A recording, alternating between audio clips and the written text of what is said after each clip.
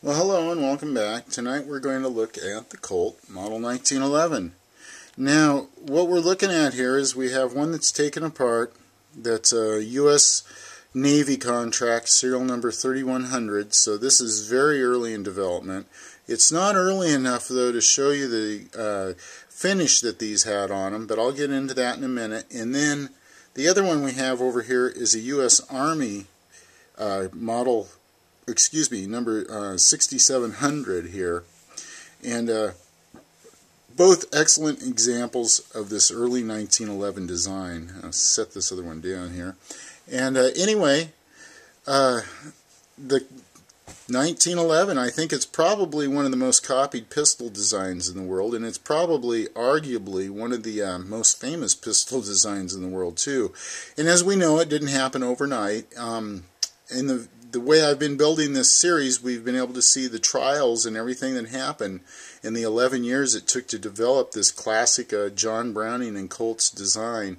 And I think it's fair to say, without the desire to win a lucrative U.S. military contract and the criteria required for this military pistol, it would have never been designed the way it is. And we would have ended up with something like the 1905, which probably would have never survived the test of time like we see with the 1911.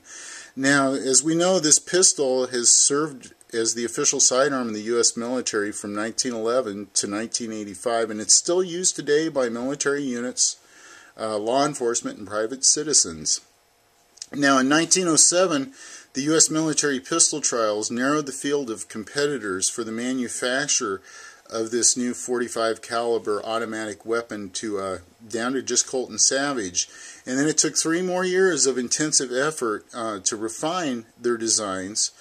And the pistol manufacturers, they faced off once again in March 15th of 1911 to take and have a competitive test to see whose design was best. And as we found out, you know, Colt beat Savage hands down in all areas of the competition. And, of course, the rest is history. Now, Colts was officially notified that their pistol would be adopted as the new automatic sidearm of the U.S. military on March 29th of 1911, and that was in a telegraph from the Ordnance Department in Washington, D.C. by Lieutenant Colonel John T. Thompson. And I have a paragraph here from that telegraph, and it just simply said, "I am instructed by the Chief of Ordnance to inform you that the Colt automatic pistol caliber .45 has passed the prescribed test and been adopted for the service in place of the Colt Army revolver caliber .38.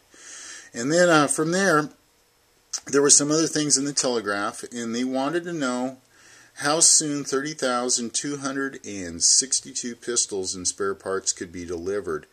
And there were also some changes to the March 15th, 1911 design.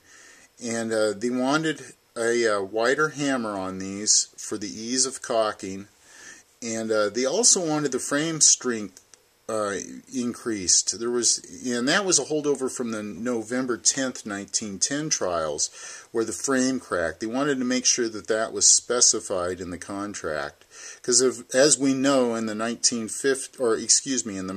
15th, 1911 trials, this had already been taken care of. That pistol performed excellent. And so anyway, some of the other things that they wanted done was the threads in the recoil spring plug, they wanted those removed. And as we can see in this early one here, there isn't anything. There's not even a notch to hold the recoil spring in. But anyway, Colt wanted to make a few of their own changes, and what they did was they changed the shape of the ejector a little bit. Or excuse me, the ejector, not the port. They changed the ejector a little bit, and then they also changed the size of the diamond on the panels, on the grips. The diamond panels on the grips, excuse me.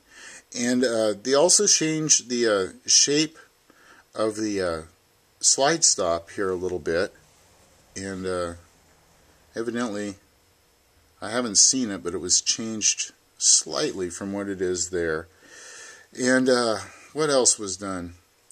I think that was pretty much it for the changes in the initial design. Now, there was also a request by the Ordnance Office for the pistols on hand, the 6 that they had used, and they wanted those shipped so that the Ordnance Office could give those to Rock Island Arsenal so they could design holsters, in Frankfurt Arsenal so they could design pistol cartridges, or finish that pistol cartridge design and get it 100%. Now Colt's responded by telling them that they had 3 pistols that were still green. They had a total of 9, and the others had been shot approximately 10,000 times through the trials. They also responded in their letter saying that 3 generals had requested the pistols, and that if this was done it would be costly, time-consuming, and delay delivery. And they mentioned, though, that number 2 could be refurbished and forwarded to Rock Island Arsenal for holster fitting. And it was refurbished, but they forwarded it to Springfield Armory instead in mid-April, and I think that's probably to help develop the cartridges through Frankfurt Arsenal.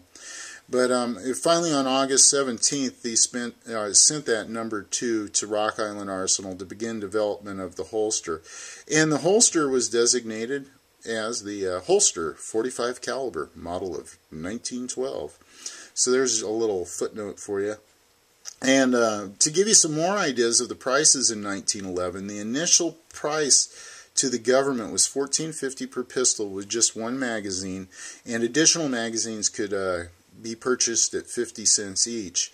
Now the Ordnance Department wanted to produce their own model 1911 at Springfield Armory, and Colt was willing to do that, but they had some conditions in the contract. They wanted the government to pay $2 per pistol royalty to satisfy Colt's obligation to John Browning, and they also wanted to produce 50,000 pistols before they could start production, and they also wanted to make 66% of all pistols thereafter. Now the Ordnance Department protested this, and Colt's reconsidered, saying that they only wanted the order for 50,000 in place before the government could start to produce the pistols. And the first order of pistols was placed on April 21st of 1911, and Colt's was able to offer the price at 50 cents lower than originally offered, so the Ordnance Office increased their purchase to 31,000 pistols.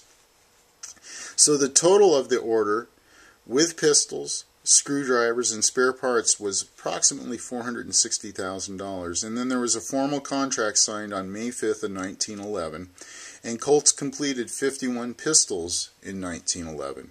So there's the initial contract and how we got through all that to get the first ones coming off the assembly line.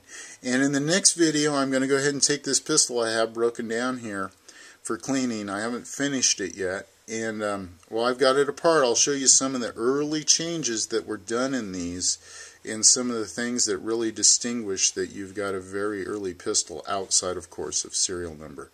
Alright, I hope you've enjoyed this introduction to the model 1911, and the next one we're going to go ahead and take a closer look at these, and we'll look at this United States Navy one, and we'll look at this U.S. Army one in that one.